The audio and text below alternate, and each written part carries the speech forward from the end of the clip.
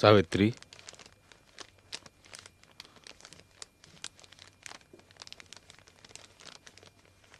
सावित्री,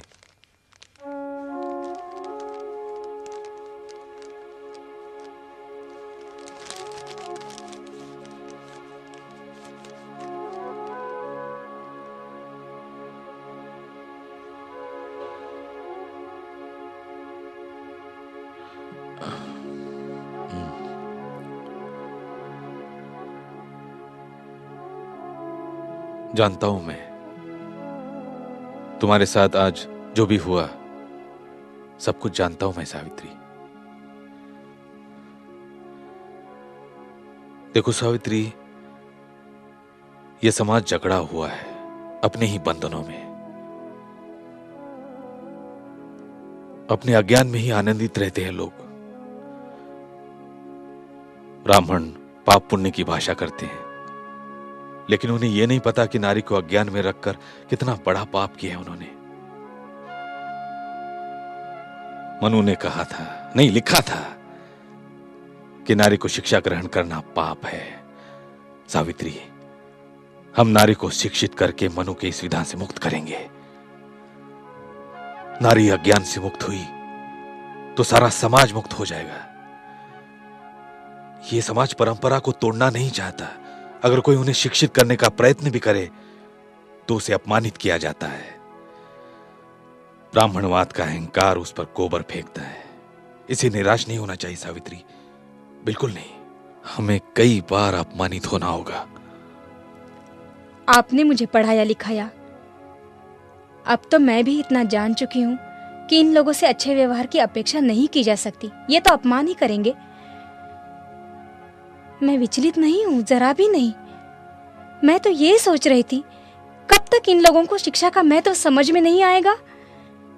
कब तक ये लोग अज्ञान के अंधेरे में रहेंगे? हमें इन्हें शिक्षित करना ही होगा।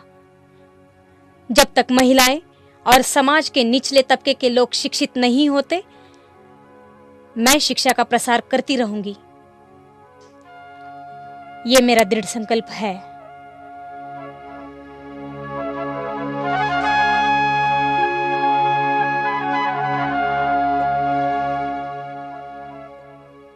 कुक्षौ तु सागरा सर्वे सर्वथा तरि ऋग्वेदो यजुर्वेदा सामवेदो अथर्वणा अंगैश्च संहिता सर्वे कलशाम्बु समापते अत्र गायत्री सावित्री अव शांति पुष्टिकरी तथा आयाम तु देव रक्षार्थ दुरिताक्षयकारका गंगे च यमुने चैव गोदावरी सरस्वती नर्मदे सिंधु कावेरी जलेस्मिन् सन्निधि कुरु कुरु। पंडित जी कहाँ खो गए आप? हाँ, क्या साक्षात ब्रह्मा जी से मंत्र वार्ता हो रही है क्या आपकी? हाँ, हम ब्रह्म वार्ता क्यों करें? हाँ? क्या आप जानते नहीं, ब्राह्मण के शरीर में खुद ब्रह्मा वास करते हैं। अच्छा, किंतु आप इस समय जिन मंत्रों का पठन कर रहे हैं वो पुराणोक्त मंत्र है, वेदोक्त नहीं। और आप इस समय स्नान करके भी नहीं आए। क्या बात है भागवत जी? महाराज, नारायण स्वामी इस समय जो मंत्र पढ़ रहे हैं वो पुराणोक्त मंत्र है, किंतु राजा के स्नान के समय कभी भी वेदोक्त मंत्र पढ़ने का प्रावधान है और इसके लिए भटजी को स्नान करके आना अनिवार्य है। और इस समय भटजी स्वयं ही स्नान करके नहीं आए। भटजी, बिना नहाए आप मंत्रोच्चार करके धर्म का सर्वनाश करना चाहते हैं? महाराज, मैं जो कुछ भी कर रहा हूँ वेद मनुस्मृति के नियमों से ही कर रहा हूँ। इसका अर्थ बिना नहाए मंत्र पठन करने का अधिकार वेद मनुस्मृति ने आपको दिया है। महाराज, कदाचित आप भूल कर रहे हैं। वेदोक्त पद्धति से विधि करते समय स्नान किया जाता है, पुराणोक्त पद्धति से विधि करते समय नहीं।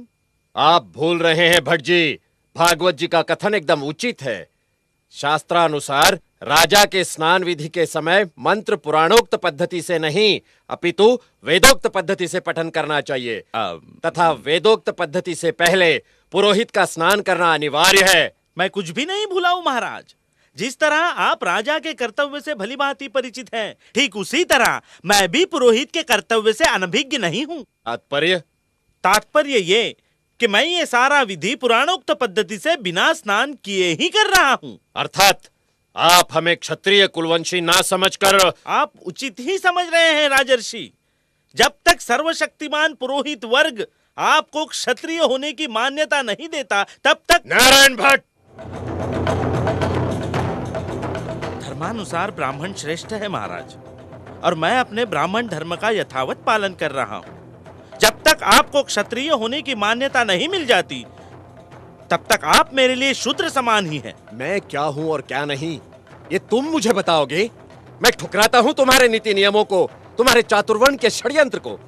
तुम वही पुरानी घिनौनी श्रृंखला की कड़ी हो जिन्होंने हमारे श्रद्धेय पूर्वज श्री छत्रपति शिवाजी महाराज के राज्याभिषेक के समय उन्हें शूद्र कहकर अपनी मूर्खता का परिचय दिया। लेकिन मैं तुम्हारे इन पाखंडों को चलने नहीं दूंगा। निकल जाओ यहां से।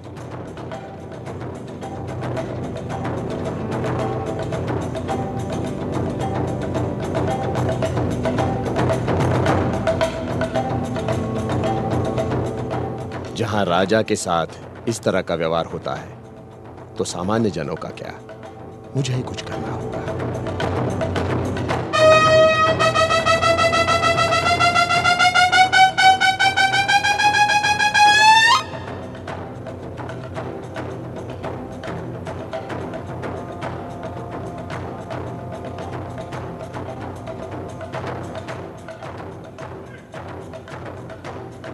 वर्णवाद ने हमें ही अपमानित किया है। हमारे साथ ब्राह्मण वर्ग का व्यवहार दुर्भावनापूर्ण है। जब हमारे साथ ही दुर्व्यवहार हो रहा है तो प्रजा को न जाने क्या क्या कष्ट झेलने पड़ते होंगे।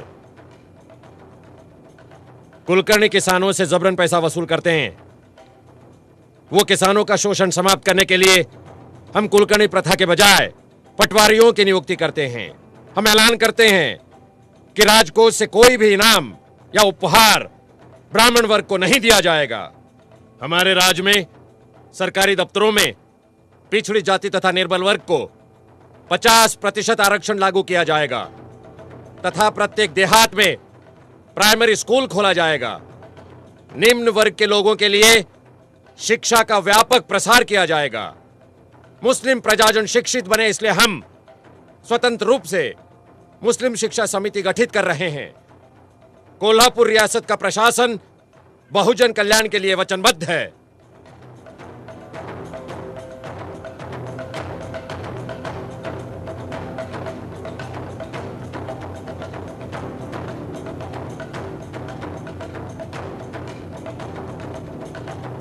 पेरियार, अब हद हो गई इंतजार की।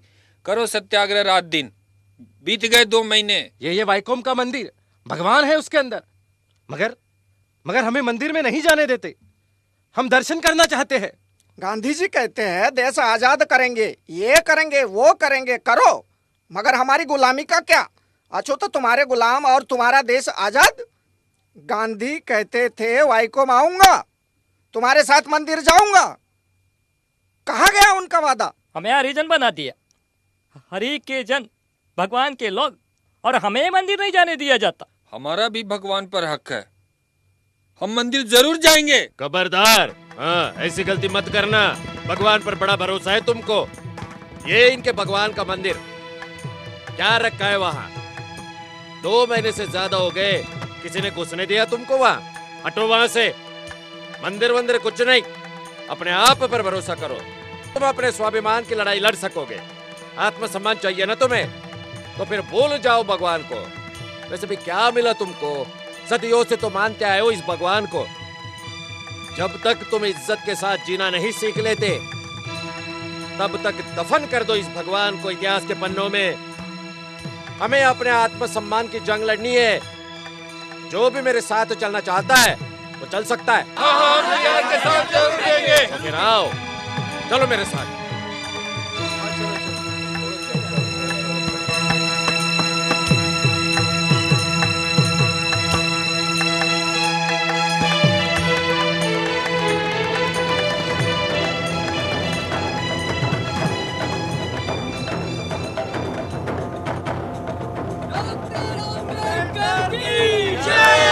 शिवाजी महाराज की जय,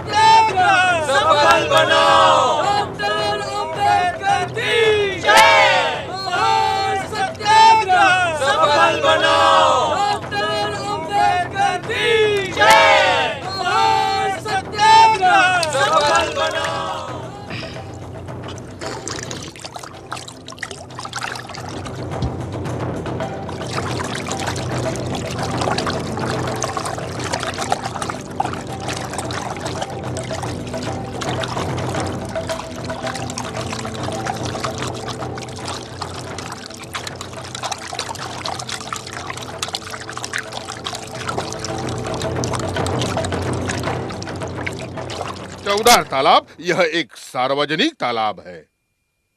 यहाँ पर हिंदुओं के साथ मुसलमान और अन्य धर्म के लोग पानी पी सकते हैं, लेकिन अछूतों के लिए नहीं। यहाँ पर पशु पक्षियों को चोंच मारने के लिए मनाही नहीं है, लेकिन अछूतों को पानी पीने के लिए मनाही है। सवर्ण अछूतों को इसलिए पानी नहीं देते क्योंकि हिंदू शास्त्रों ने उन्हें नीच ठहराकर असमान बना दिया है। ऊंची जात वाले ये नहीं चाहते कि अछूतों को बराबरी का हक मिले। आज तक हमने चौदार तालाब का पानी नहीं पिया, इसलिए मर नहीं गए। सबकी तरह हम भी इंसान हैं। हमारा दर्जा भी बराबरी का है। यही सिद्ध करने के लिए हमने चौदार तालाब का पानी पिया है। अरे कई बार तुम लोगों को समझाया, लेकिन समझते नहीं हो। अरे तुम्हें तो अपने आप से भी घृणा होनी चाहिए। क्या सिर्फ यही एक गलीच साधन रह गया है तुम्हारे पास अपनी भूख मिटाने का? दूसरों की झूठन, सड़ा हुआ मांस। तुम्हारे इस हरकत से तो मुझे अपने आप पर शर्म आती है। क्यों करते ये सब कुछ? कुछ नहीं मिला तो कंदमूल है, अगर वो भी नहीं मिला तो पानी पीकर अपनी भूख मिटाओ। सवर्णों को भी भूख लगती है, तो फिर वो सड़ा हुआ मांस क्यों नहीं खाते? भूखे मरने की बात करते हो। विदेश में शिक्षा के दौरान मैंने कभी एक ब्रेड का टुकड़ा या तो कभी पानी पीकर अपना दिन गुजारा है, और तुम्हें तो भूख लगने के बाद मरे हुए पशुओं का मांस नजर आता है। नहीं, कोई भी अछूत मरे हुए पशुओं का मांस नहीं खाएगा। सम्मान से जिंदा रहने के लिए कोई भी अछूत घिनौना समझौता नहीं करेगा। डॉक्टर बाबा साहब अम्बेडकर